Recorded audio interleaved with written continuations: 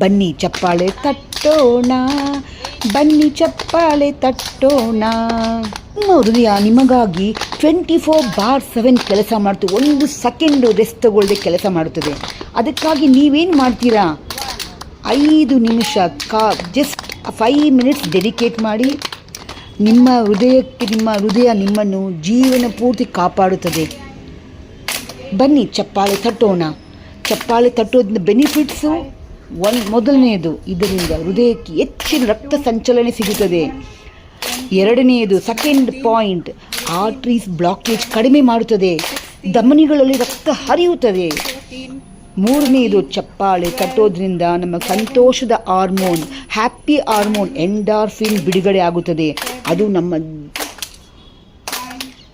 ನಿಮಗೆ activities efficiency improve ಆಗುತ್ತದೆ. ಇಷ್ಟೊಂದು ಪ್ರಯೋಜನ ಇರಬೇಕಂದ್ರೆ